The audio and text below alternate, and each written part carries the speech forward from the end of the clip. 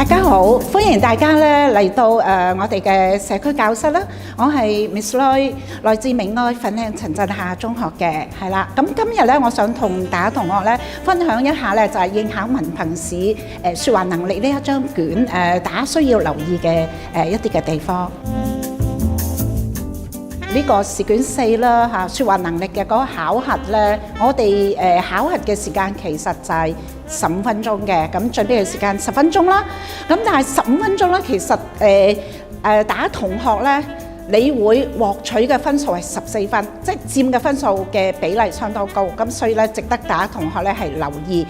咁簡單講講啦嚇，呢一張卷咧議題嘅嗰個方向咧，其實主要都係考翻大家同學對時事嘅認識啦，或者對你一啲嘅價值觀啊，做人嘅一啲嘅道理啊，或者我哋有關中國文化嘅一啲嘢咁。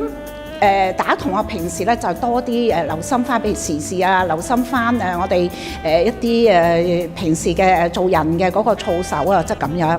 咁考核嘅時候咧，我都想請各位同學留意咧，我哋評分咧其實係2條柱去評分嘅。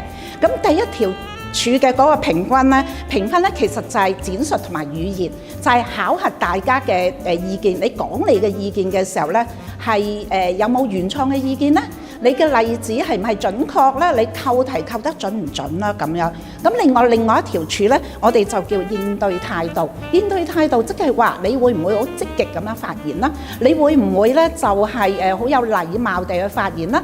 會唔會去帶領同學嘅嗰個討論啦？咁樣咁我曾經咧都聽過有同學咧就問過我喎，佢話：阿老師啊，我哋咧就而家小組討論咧就有1分鐘嘅首輪發言噶嘛。咁首輪發言我係唔係首先咧就要講清楚我自己嘅立場啊？咁樣嗱，考評局就冇講到話大家首輪發言一定要講清楚自己嘅立場，但係我建議大家咧都係清晰地去講自己嘅立場嘅。時下嘅家長咧中意俾嗰啲細蚊仔咧課餘參加唔同嘅興趣班喎，有啲人就認為咁樣做咧發掘潛能，亦都有人認為咧就係拔苗助長，講講你嘅睇法啦咁樣。嗱，如果遇到呢啲咁嘅問題嘅時候，咁即係話我哋要選擇啦，係咪？我哋選擇嘅時候咧，其實就可以從唔同嘅層面或者唔同嘅範疇咧嚟到去分析呢個題目。咁所以首輪發言裏邊咧，我建議大家同學咧就係話我舉個例子，比如我係覺得能夠發揮潛能嘅。係咪啊？我就會從例如對參加課餘興趣班嘅同學仔自己本身嘅角度啦，家長嘅角度啦，又或者係呢一個社會啊，或者同儕之間嘅嗰個角度咧嚟到去做分析嘅。咁我簡單再講一講啦嚇，比如啦，我從學生家長嘅角度。我就會覺得因為咧每個家長其實都唔係樣都叻嘅喎，係咪？咁如果咧係家長係俾啲小朋友去到呢一個參加課餘興趣班嘅話咧，咁係可以咧令到兒童咧就算家長唔識嘅嘢，佢都可以能夠咧就係接觸得到，咁從而咧就係發掘同學嘅嗰個潛能啦。好啦，咁然之後1分鐘講完咗之後咧，接住咧就係自由發言。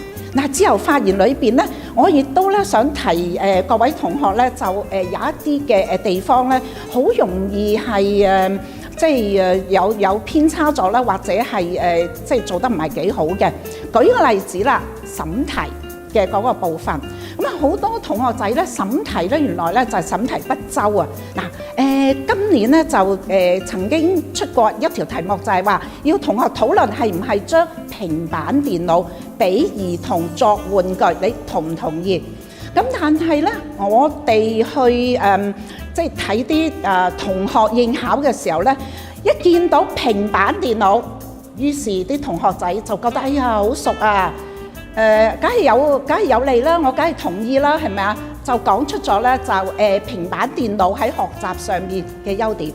咁但係咧，原來佢忽略咗個題目，另外仲有個重心，就係將平板電腦俾細路仔作玩具係唔係恰當？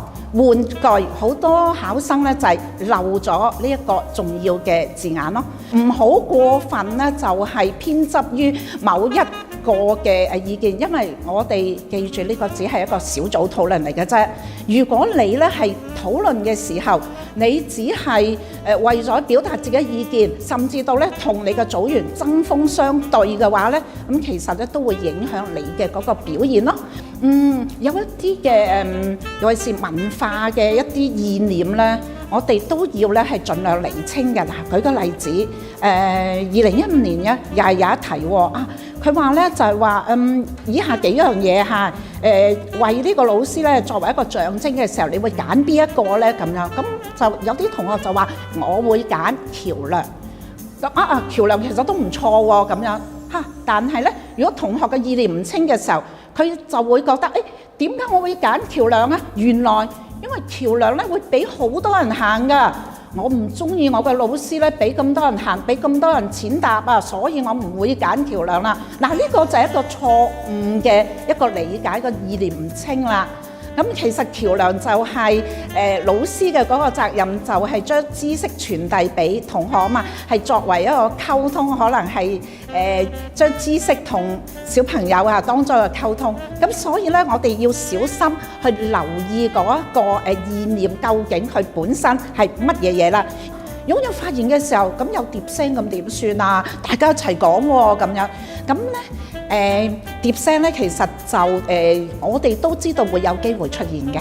咁所以咧，大家同學咧就係話，如果你疊聲嚇，你攞到個發言權之後咧，你繼續講咯，係咪？但係如果咧就係你攞咗一次發言權，你繼續講之後，第二次你又疊聲，你就唔好講啦嚇，你就讓俾其他啲人講啦。你講嘅嗰個時間咧，最好咧大概係1分鐘度，盡量唔好超過1分鐘啦。或者咧就有啲人咧就係好多嘢講喎，可以咧就係唔同嘅層次去講喎。如果係咁嘅時候咧，不如你分開2次去講咯。咁如果係一次你講多過1分幾鐘啊咁樣咧，有機會咧就係主考官就會覺得你話你阻咗其他啲人嘅嗰個發言咯。咁當然啦，亦都有啲同學就會問我咁嗰個人咧其實講嘢講得咁長，但係咧主考官你又唔可以制止佢噶嘛，係咪？咁我哋作為一個要攞分嘅一個組員，咁我哋可以點樣處理咧？咁我又建議啲同學仔，其實你可以利用呢個身體語言咯，係講俾嗰一個同學仔聽。其實我有意見，我都想發表意見嘅。又或者咧，你喺啲同學佢講咁長嘅時候，你喺佢一唞氣嚇，你即刻咧就接住落去。咁或者你可以兜翻2號同學，你會唔會係咁樣嘅意思咧？不過咧，對於呢一個問題咧，其實我就有呢個睇法嘅咁樣，咁就係非常順利地咧，將人哋嘅發言咧就過渡到係我自己啊咁樣。多謝大家咧係收睇今次嘅社區教室啦嚇。咁我哋今日啊同大家同學分享咗試卷4嚇説話能力嘅嗰個重點嘅。咁下一集咧，我哋就會再同大家同學咧就分享呢個試卷1閱讀能力嘅嗰份卷嘅。咁我哋下集見啦，拜拜。